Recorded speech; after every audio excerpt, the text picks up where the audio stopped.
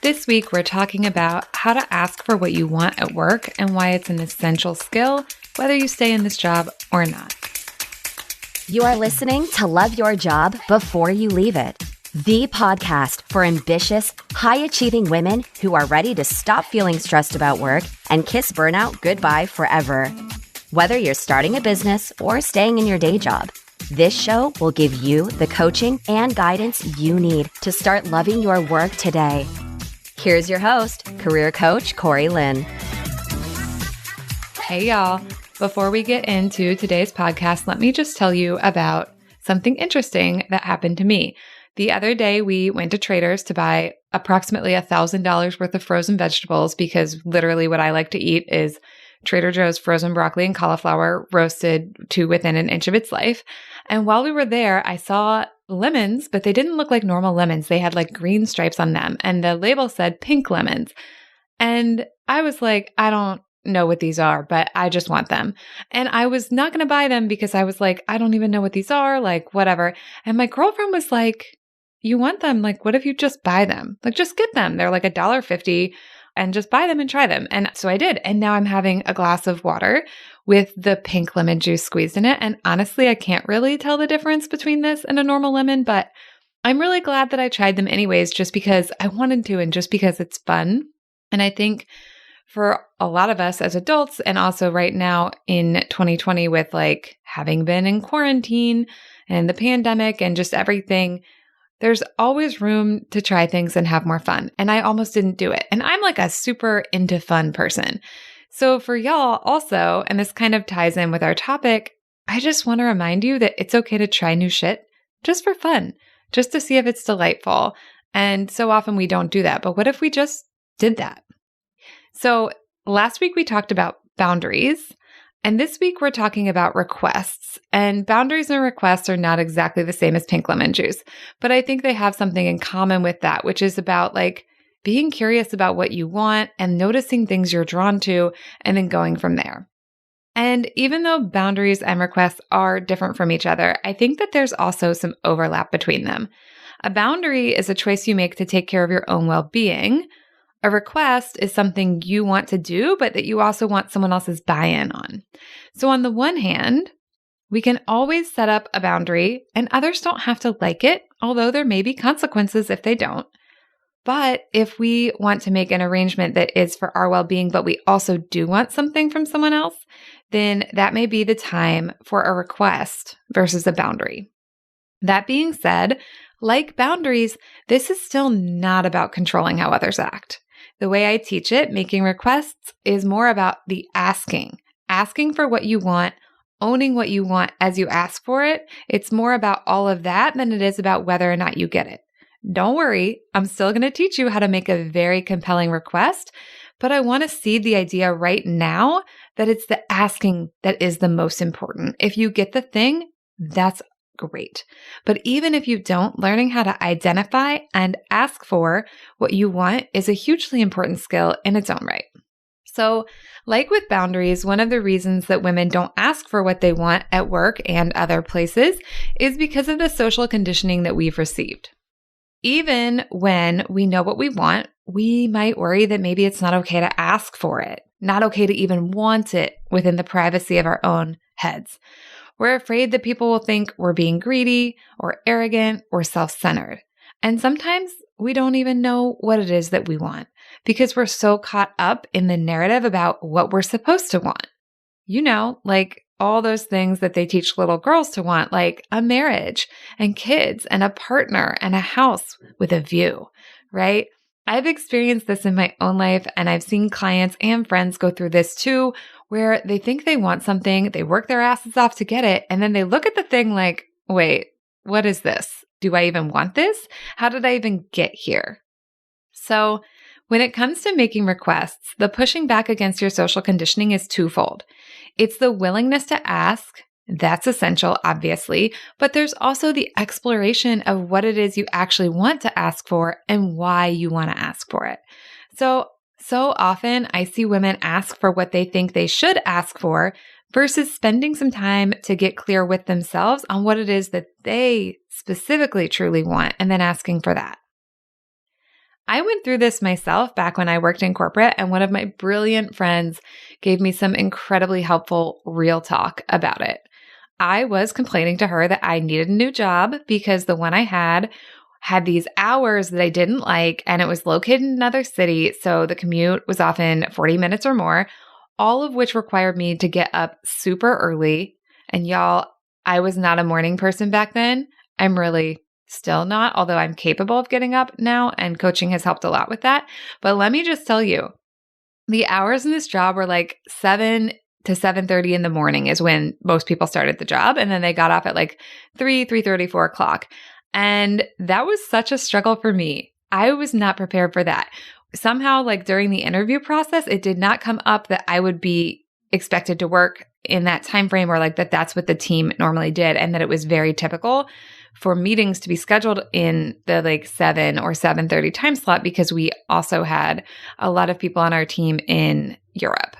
And I thought it was going to be a 9 to 5. It was not a 9 to 5. And so back then, my brain was like, obviously the solution is I just need a different job with better hours. And like I said, I was having a really hard time. And this was years before coaching. So I was just like talking to my friend about it. And my brilliant friend told me that if I wanted to work different hours, then I needed to ask for that. I don't remember if she told me directly that I did not need a different job, but I do remember that she told me it was my responsibility to figure out what I needed to succeed and then to ask for it. I'm going to be real with y'all. That was not what I wanted to hear. That friend was super well connected, and I wanted her to like introduce me to someone I could work for who would have better hours and maybe be in my same city, so I didn't have to like fuck about with this 7 a.m. bullshit. But it's one of the best things that ever happened to me that she gave me that real talk instead of telling me what I wanted to hear. Because here's what happened. I took her advice. I mustered up my courage, and I had a conversation with my boss at the time about my schedule. And in that conversation, I asked if I could work from home for a few hours before coming into the office in the morning. So that way I kind of didn't have to get up quite as early, because I could wake up and then like, it's not like I was doing that beautiful, perfect Instagram life thing where I was like waking up and doing yoga and like having breakfast and then starting work. I would literally just roll out of bed, open the computer, and be like, I'm online, right? That's where I was at that time. So it allowed me to sleep in a lot later than if I had to literally have my physical body in the office. And I'm going to tell y'all, I was so nervous and so uncomfortable during that conversation and leading up to that conversation with my boss at the time. I probably acted like a total weirdo, but if so, my boss didn't mention it. Bless him. He was so cool, y'all. This is the thing, right? Like you can have the coolest boss in the world and you're still like, I need to quit and run away. So I get that. I get that if that's how you feel. I know there are lots of reasons we want to quit our jobs, but I'm still here telling you that we're still going to work on loving it. Also, not so you can stay in the job, but so that when you leave, you have the skill of loving the work down cold. Okay, that was an aside. Let's go back. So I was so nervous during that conversation, and I really kind of expected my boss to be like, you want what? But instead, he was like, great, sounds good. Do you think you can be in the office by like 10 a.m. most of the time?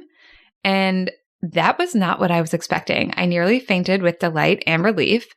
It was better than my wildest dreams, and I didn't have to quit my job to get it. And then my brain was like, wait, what else is possible? What else could I ask for? How else could I actually do this job by my own design instead of just doing it the way everyone else in this office is doing it?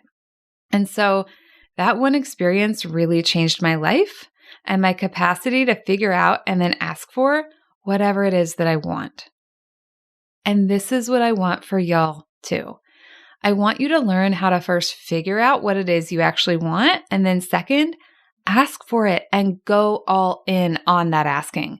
By go all in, I mean get clear with yourself ahead of time on the why when it comes to how whatever it is that you're requesting is good and makes sense for the person on the other end of the request, right? Even with as nervous as I was when I spoke to my previous boss, I did remember to frame my request as something that would allow me to do better work and therefore would serve the company's interests as well as mine. So that's what I mean by going all in on how you ask. To say it another way, make the business case, right? Don't just be like, oh, I want this thing. Can I please have it?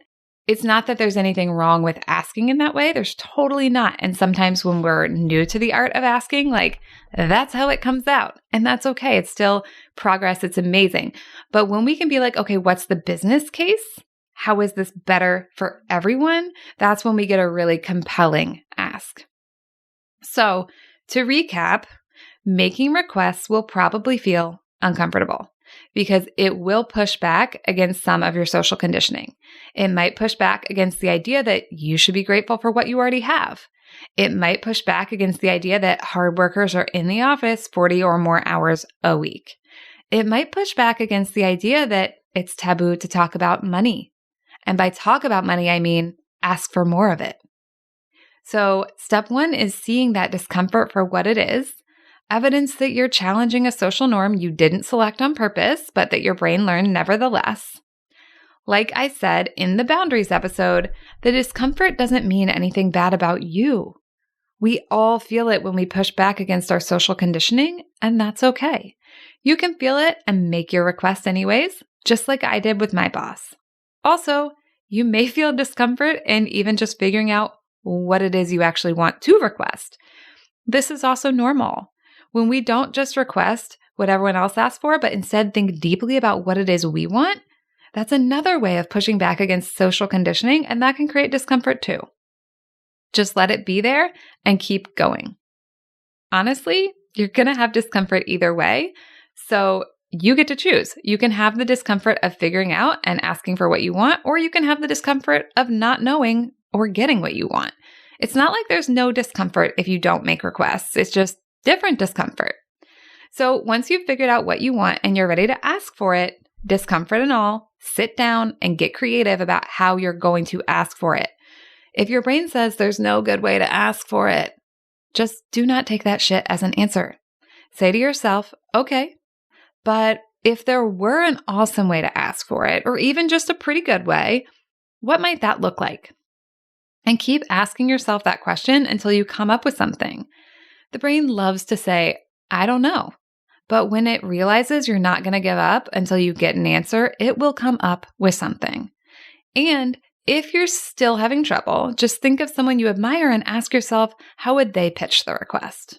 It'll still be your own brain coming up with the answer, but thinking of it through the lens of another person, especially someone you admire, can be really useful. It allows your brain to tap into ideas that do belong to your brain, but which your brain just doesn't normally tap into, right? It's kind of like having a dress-up closet for your ideas. So I also want you to remember that it's your job to figure out what you want and get it. And that's good news. Because when we want someone else to do it for us, like when we want our job to just be the way we want it to be, or when we want our boss to just say the thing we want them to say without us having to make a request, then we're just stuck waiting until they do. And they often don't. But when it's your own job, you can just take your big sexy brain and figure that shit out. That's what you do all day long. Now let's do it for you and your own benefit too. And speaking of big sexy brains, I have a big sexy brain offer for you. To celebrate the launch of the show, I'm going to be giving away a few deep dive strategy sessions with my big sexy brain. I want to be clear that these are not consult calls. They're not coaching calls. They are 90-minute sessions where we unpack exactly what's going on with you in your career, and then we come up with a point-by-point plan for how to get you to where you want to go. I know exactly what it's like to have an amazing job that you still want to leave. I also know what it's like to leave that job and launch a 6-figure business. And I can walk you through what that might look like for you. And if you're not interested in launching a business and you don't want to leave your job, or if you just want to leave it to do a similar job somewhere else, we can focus on those particular career objectives, whatever they are. We will go to town and figure out a plan for you that is actionable and will delight you. And I'm going to be giving away just 3 of these sessions. So you definitely want to try and get one. And in order to be eligible, all you need to do is subscribe, rate, and review the show on Apple Podcasts. It doesn't even have to be a 5-star review, although, of course, I hope you love the show and it will be. What I really want is your honest feedback so I can create a show that will blow your mind and help you change your life every week. So to find out more about the contest and how to enter, just visit CoriLynn.com/podcastlaunch, KORILINN.com/podcastlaunch, and fill out the form and you will be entered to win, and hopefully you will win, and I'll be announcing the winners on the show in an upcoming episode. That's all I have for y'all today. Have a lovely week, and I will talk to you later. Thank you for listening to Love Your Job Before You Leave It. We'll have another episode for you next week. And in the meantime, if you're feeling super fired up, head on over to CoriLynn.com for more guidance and resources.